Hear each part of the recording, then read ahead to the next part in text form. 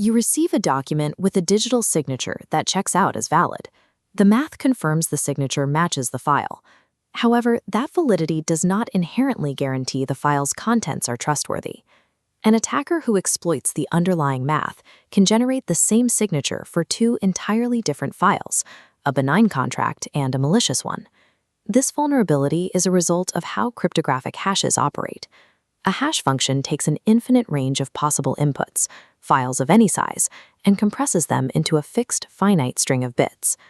Because the output space is finite and the input space is infinite, the pigeonhole principle dictates a mathematical certainty. Multiple different inputs will eventually produce the exact same output. To crack a system by finding an input that matches one specific, predetermined hash, you must execute a pre-image attack, a task requiring massive computation. But if you only need to find any two inputs that produce a match, you are executing a collision attack. By searching for a general collision rather than a specific target, an attacker bypasses the need to decrypt secrets. Instead, they gain the ability to manipulate the structural reality of the data itself. This is the birthday paradox. In a group of only 23 people, there is a 50% chance two of them share a birthday. This isn't a quirk of social gatherings. It is a rigid probability law that reduces the required search space for matching pairs. This equation shows how that probability law applies to cryptography. The complexity to find a match drops. Instead of 2 to the power of n operations, an attacker only needs 2 to the power of n divided by 2. The birthday bound effectively halves your security. To understand why this reduction occurs, we will deconstruct the foundational math behind collision search. Then, we will analyze how cryptanalysts weaponize these theories in real-world exploits like the Flame malware. Finally, we will resolve the conflict between theoretical physics and classical hardware, showing why quantum computers are not the primary collision threat facing modern infrastructure. The general birthday formula dictates that for a state space of size t, achieving a 50% collision probability requires evaluating only 1.177 times the square root of t samples. This comparison shows how hash bit lengths translate to actual security. The classical state space suggests one level of protection, but the birthday collision column reveals a much lower threshold. Look at MD5. It implies 2 to the 128th complexity, but actual collision resistance is only 2 to the 64th. A common architectural error is the assumption that hashing data twice, such as implementing double SHA-256, fixes these collision vulnerabilities. Hash functions are deterministic. If input X and input Y produce the same output on the first hash, then applying a second hash to those identical outputs will yield another identical match. Simple repetition cannot patch a weak algorithm. The boundary of 2 to the n over 2 is absolute, and it cannot be bypassed without physically increasing the base bit length of the hash function. In the field, collisions appear in two forms. The first is an identical prefix collision. Here, the attacker controls the shared starting block of a file and relies on mathematical garbage data to force the final hash outputs to match. These attacks are computationally cheap but limited. The garbage data required to force the collision typically corrupts the visual rendering of the document, making the forgery detectable to a human reader. The practical threat is the chosen prefix attack. Here, the attacker has full control over the initial differing data of two entirely separate files, allowing them to build collision blocks around distinct semantic content. Chosen prefix attacks turn collisions into devastating weapons. They allow for the forgery of completely distinct documents, from executable code to legal contracts, while still maintaining a perfectly valid cryptographic signature. In 2012, the Flame malware targeted legacy Windows XP environments. Its goal was to spoof a terminal server licensing certificate, which would allow the malware to bypass security and execute as an official operating system update.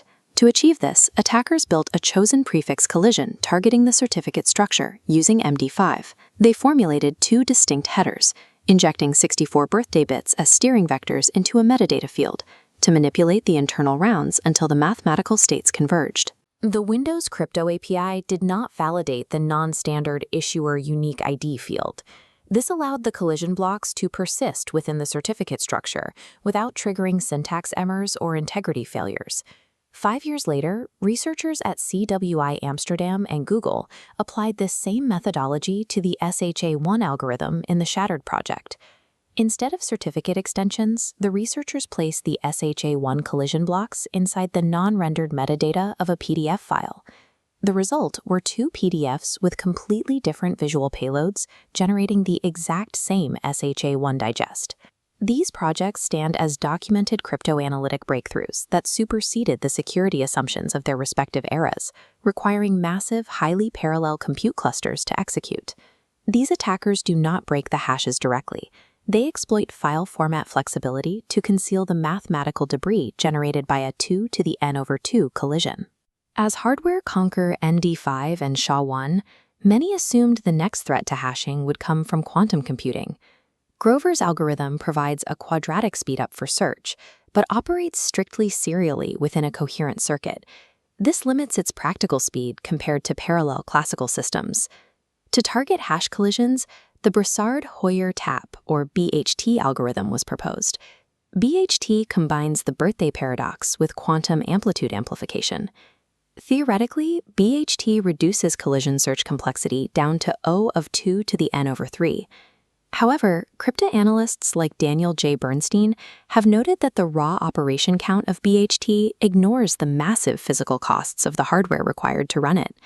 BHT requires quantum random access memory, or QRAM, capable of maintaining 2 to the n/3 coherent targets simultaneously. Maintaining that level of coherence requires hardware infrastructure that currently defies known engineering physics. In stark contrast, standard classical hardware is highly stable and already mass-produced today. Instead, modern attackers use the parallel row method. This utilizes millions of cheap hashing cores running concurrently, tracing hash chains until they hit distinguished points, requiring minimal memory. We are comparing a theoretical quantum architecture that cannot yet be built against the reality of sprawling, efficient classical compute clusters that exist today. When evaluating true hardware economics, classical parallelization remains a more immediate threat to hash functions than theoretical quantum algorithms. Defending against a collision attack requires a mathematical response. You must increase the hash bit length until even the halved 2 to the power of n/2 complexity exceeds the bounds of classical brute force. Migrating to SHA-256 or SHA-3 is the non-negotiable baseline. Their output spaces are large enough that even the birth-due reduction leaves an impossible workload for modern hardware. This architectural diagram shows mitigations beyond larger hashes. For data transmission, raw hashing is replaced by hash-based message authentication codes, or HMAC. HMAC integrates a secret symmetric key, K, directly into the hashing process. Because the attacker lacks the secret key, they cannot pre-compute offline collision tables. This neutralizes the birthday attack vector for transmission protocols. Understanding these mechanics is the first step toward effective security architecture. As we've seen, technical errors like double hashing occur when the underlying math is ignored. A strategic leader uses this technical depth to make informed trade-offs. By distinguishing between theoretical quantum bottlenecks and the physical reality of classical compute, a leader can direct resources toward mitigations that address actual hardware economics rather than academic curiosities. Moving from a technical role to a strategic leadership position requires this level of foresight. It is the ability to architect infrastructure that withstands both current and future threats before automation commoditizes your expertise. To bridge this gap between technical expert and security leader, you must read The Next Gen Information Security Professional. This book is essential reading for anyone interested in security careers, leadership, and professional development. You can find it at the link provided below.